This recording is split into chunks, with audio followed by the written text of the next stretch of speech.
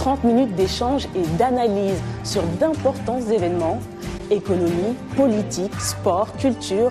Nos invités répondent aux questions. Les communautés Peu, les Dogons, comptent quotidiennement les morts.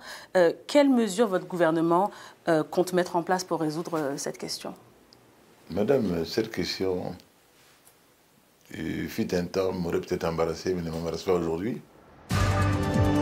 Vent de panique chez Facebook suite aux révélations d'utilisation de données de millions d'abonnés par la société Cambridge Analytica pour influencer la dernière élection présidentielle américaine. Et l'Afrique doit-elle se méfier de Facebook? C'est le thème de cette nouvelle édition de Washington Forum. Ce matin, s'est ouvert le rendez-vous de la diplomatie internationale avec un hommage particulier à Nelson Mandela et son combat pour la paix. Ensuite, bien sûr, tout le monde retient son souffle. Demain, le débat général sera présidé par Donald Trump. Et pour en parler, j'ai avec moi Brian Neubert, qui est le porte-parole francophone du département américain. Bonsoir, Brian. Bonsoir. Madame Dossou Condé, on a vu l'émergence de listes indépendantes. Aminata Touré en fait partie. C'est la fille du premier président de la Guinée, Feu Ahmed Sékou Touré. Pouvez-vous nous faire un commentaire à ce sujet? Elle mérite. C'est une grande femme battante. On a également assisté à un échange de rôles avec le président chinois Xi Jinping qui s'est fait défenseur de la mondialisation et même du changement climatique contre une Amérique protectionniste. Quel est l'état des télécommunications aujourd'hui au Congo-Brazzaville? Écoutez, l'état des télécommunications au Congo-Brazzaville, c'est d'abord une volonté politique. Bonsoir à tous, bienvenue dans Le Monde aujourd'hui sur VOA Afrique. Voici les titres de l'actualité. Et nous avons le plaisir d'avoir sur notre plateau Kumba Makalou Keïta, journaliste, activiste et épouse de Salif Keïta. Bonsoir. La décision de Donald Trump de reconnaître Jérusalem comme capitale d'Israël a été condamnée quasi unanimement dans le monde entier, des Européens aux pays arabes en passant par le pape. Elle a cependant reçu des expressions de soutien aux États-Unis. Quelle est votre solution pour venir à bout de cette crise anglophone? Dans un premier temps, il faut changer de gouvernement.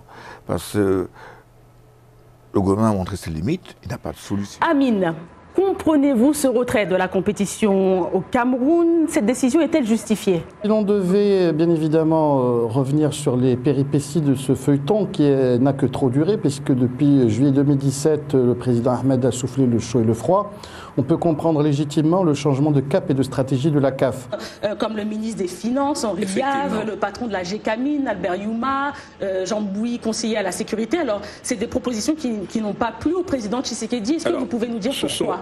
Ce sont des personnalités aussi, je dirais, estimables soient-elles, qui ont, je dirais, un profil qui est beaucoup plus marqué dans le camp Kabila. C'est une image qui fera, c'est sûr, son entrée dans les livres d'histoire. Cette poignée de main entre deux dirigeants, un dirigeant controversé, Kim Jong-un, et un président imprévisible, des enfants qui ne vont plus à l'école, plus de 2000, plus de 10 000 déplacés. Comment le nord du Burkina Faso est-il devenu une cible privilégiée des djihadistes? La vague de dénonciation du harcèlement sexuel a gagné les sphères médiatiques et politiques aux États-Unis. Ces derniers jours, des personnalités politiques sont sur le banc des accusés, ici même au Capitole. Y a-t-il une différence entre les attentes chinoises en Afrique et celles des Européens ou des Américains, par exemple? Je ne peux me prononcer, bien sûr, sur les attentes des uns et des autres, des partenaires économiques de l'Afrique. Mais une chose est sûre, c'est que... Quelle serait vraiment l'incidence de l'acquittement de la libération, l'éventuelle libération de Laurent Gbagbo et de Charles Blé Goudé sur les activités de la Cour pénale internationale? Oui, la Cour pénale internationale, Aurélien l'a dit au début, a sa réputation est tarnished, pour dire ça en anglais. Sa réputation est totalement endommagée. Est-ce que c'était un désir profond ou c'était en réalité une stratégie professionnelle? J'ai été formé en partie à l'international, donc un peu en partie aussi issu de la diaspora. Et j'avais en tout cas à cœur l'envie de contribuer à la transformation de mon pays.